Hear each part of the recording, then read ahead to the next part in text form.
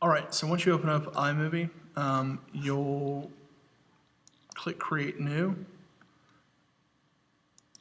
and a new movie. And then you'll see the Import Media dialog right here. That's where you'll bring in photos. So you click that, and then you navigate to where the folder is.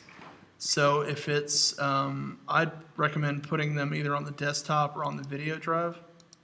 It's not going to matter too much because they don't take up too much space like a video file would.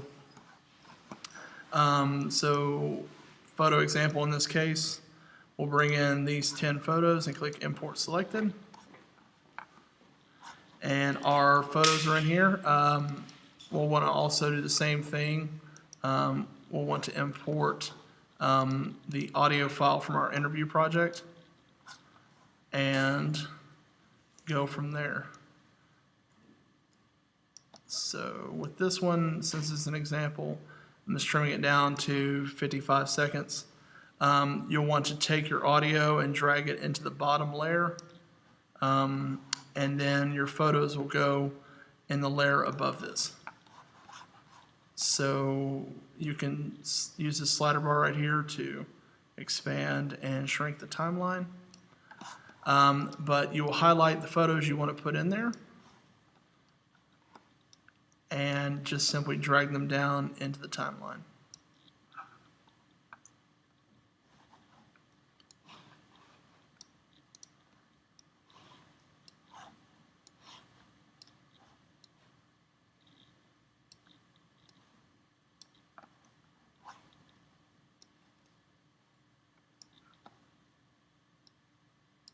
And once you get them in the timeline, you can play with the length of them so that they match the length of your project. Project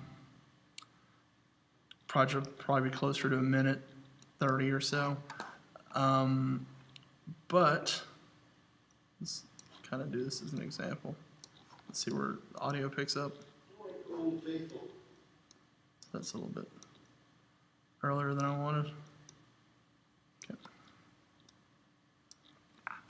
All right, so you've got your pictures in here. They're already somewhat moving around. That's cool. That's what we want. From this point on, you're just pretty much adjusting what the focus is of the picture, and you do that with what's called the Ken Burns effect. So we'll listen to the audio to see if our picture kind of syncs up with it. Let me turn this up some. Historic Old Faithful Inn holds a special place in the great lodges of America's national parks. So that's about where we wanted to go to anyway. But the shot that starts off on is kind of boring and it doesn't make it all the way to the top of that thing. So I will just double click the file, and then from there you can choose within this Ken Burns effect in the top right where you want it to start and where you want it to end. And click the blue check to save your changes. So now when you watch it, Historic Old Faithful Inn holds a special place in the great lodges of America's national parks. It makes more sense. I'll do a couple more of these photos like that.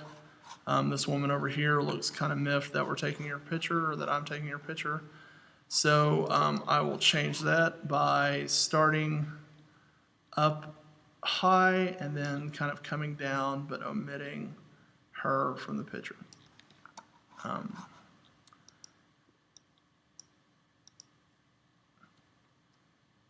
Built in 1903 and 04, the Old Faithful Inn was designed by architect Robert C. Reamer.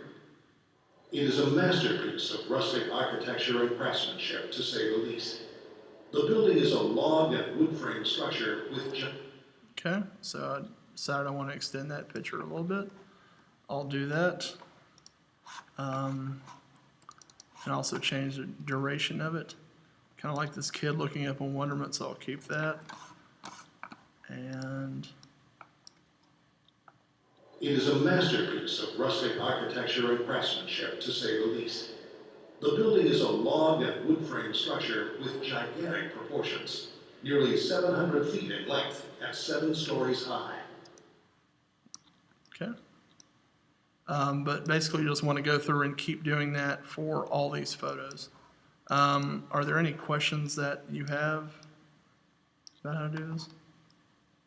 I don't think so. I couldn't really tell.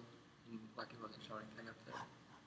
Yeah, so the way that you get to that is you just double click the photo, and then it'll have these different ways that you can fit the frame in the scene. The one that we'll want to use is called Ken Burns up here. And then there's the windows are labeled start and end, and you'll just decide where you want the frame to start and where you want it to end. And then when you're done, you click the blue check mark, and then it plays back in that order. So Nearly 700 feet in length and 7 stories high. The lobby has a 65-foot ceiling. so. And then when do you have any more questions about kind of building that? Don't think so. Okay. When you're done with all that, you'll come up here to File and Share. You'll want to share a file. I would unclick Add to Theater. That'll make it go a lot quicker. And then you'll just want to name your file up here in the File area.